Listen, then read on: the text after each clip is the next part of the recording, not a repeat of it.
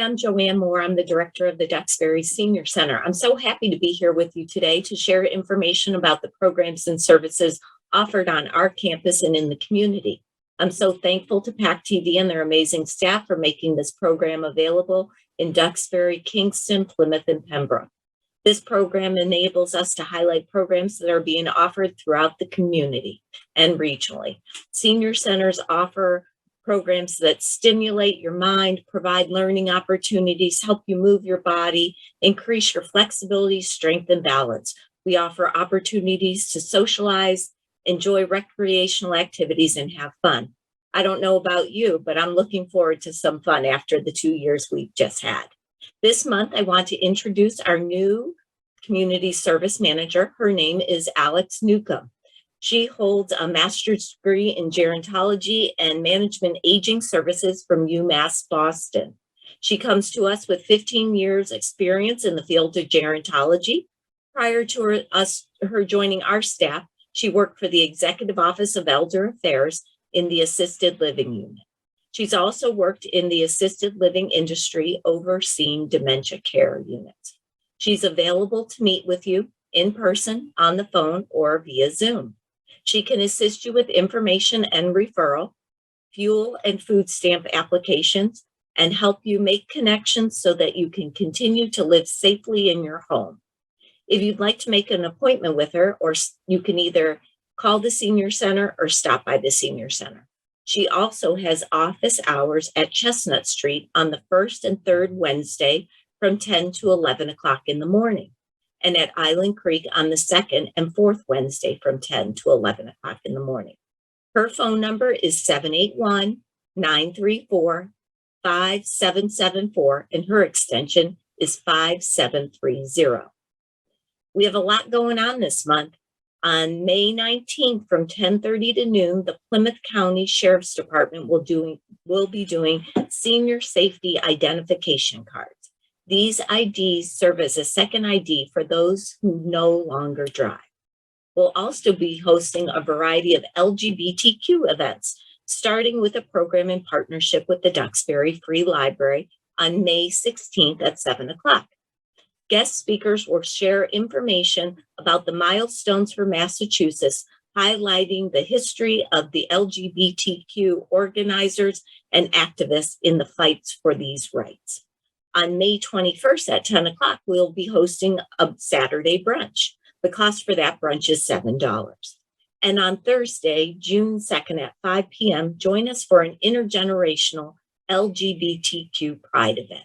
This event will begin with a presentation by Bob Parlin, who started the first Gay Straight Alliance at Newton High School, and then join us for food outside on our patio with a Taco Guy food truck. This event is made possible by a local grant and support from OCES. In a subsequent episode, Angela Sinnott, our assistant director, will provide additional information about happenings for the upcoming month.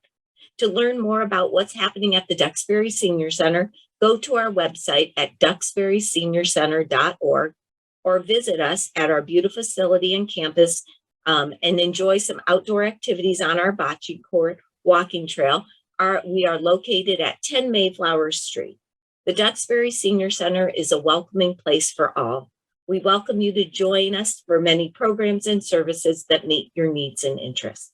We're so glad that spring has sprung, and we look forward to seeing you soon. Hello, I'm Paula Rossi Clapp, Director of Elder Affairs in Kingston. When I started thinking about my topic for this month's segment, the first thing that came to mind is COVID. Yes, COVID is still around. How do I know this? Well, because I'm about to tell you my little personal story.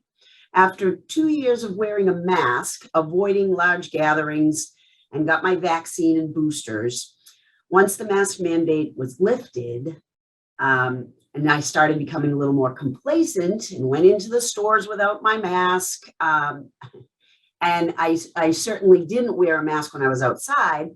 So when I came down with a scratchy throat one day, a couple of weeks ago, I thought it was probably allergies. So to be cautious, I put my mask back on while I was at work. But by the end of the day, my head was starting to feel a little, a headache, and the scratchy throat became a little more intense.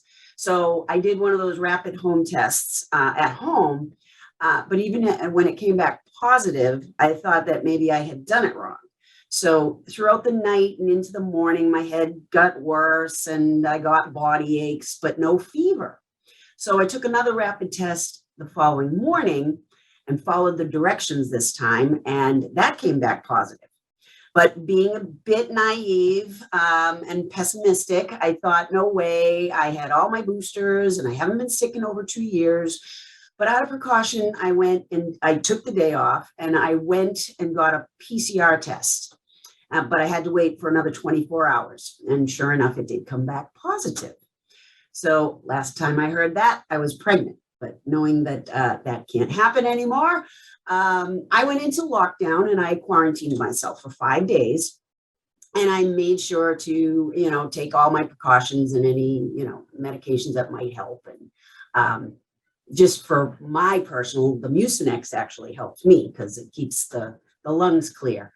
So I'm happy to say that only 2 out of those 5 days, I really felt my worst, and it started getting better at the end of the week. So I told people who were in close contact with me, and they started to tell me that they heard of this person or that person who seemed to be getting the new variant. So we are following the guidelines here at the Council on Aging, and we are mask friendly at the center, but we're not mandated contact tracers. To this day, I do not know where I got COVID. And knowing that it can take anywhere from 2 to 14 days of incubation, how is anybody to know where and when you got it? So my takeaway from my personal story is that I truly believe people are trying their best not to pass this nasty germ along to anyone, but people with underlying conditions still need to be diligent and a little cautious. I felt guilty for days that I had perhaps passed it along, knowing that most, if not all, seniors who attended the Kingston Council on Aging had their boosters, made me feel a little bit better that I didn't, perhaps pass it along there. But I had my 2 beautiful grandsons over the weekend, and boy, did I feel bad that they, especially with one of them who was unvaccinated and is 3 years old. And the guilt, you're waiting to see if I had passed it along to them. I'm thankful to report that he did not get it, neither one of my grandchildren. So that was good. I guess what I want to emphasize is to keep talking to people about how you're feeling, both physically and mentally. Although I physically got over COVID, I did have increased anxiety over the unknown of passing it along. There's only so many things we can control. If you wake up every day positive and looking to help people, then that's half the battle. Be around positive people and help the ones that you can, and understand that some people may not want your help. So if you know of someone who may be experiencing loneliness or anxiety over COVID or what's happening in the world today, please have them reach out to their local Council on Aging or stop by any senior center. And sometimes just being around your peers, having a cup of coffee and a few laughs, or losing yourself in a game of cards just enough to get you out of that slump will just help a little bit. We also have a great phone support system here at the Kingston Council on Aging for those of you who cannot get out to the center. So if you're home, don't feel isolated, call us and get on our senior to senior friendly phone call list, or sign up for our weekly email blast, which will tell you the upcoming week's events and keep you up to date with the center. We also have virtual programming that you may be interested in. Whatever the level of activity or interaction you may want, I am positive that we have something to offer you here at the Kingston Council on Aging or any other senior center near you. I want to thank you for watching and have a wonderful day, and I hope to see you soon at the Kingston Council on Aging. And I a big thank you to PAC TV for allowing me to come on every month and talk about all the wonderful things that we offer here at the Kingston Council on Aging, and maybe share a little personal anecdote here and there. Until next time, be happy, safe, and make sure you laugh every day.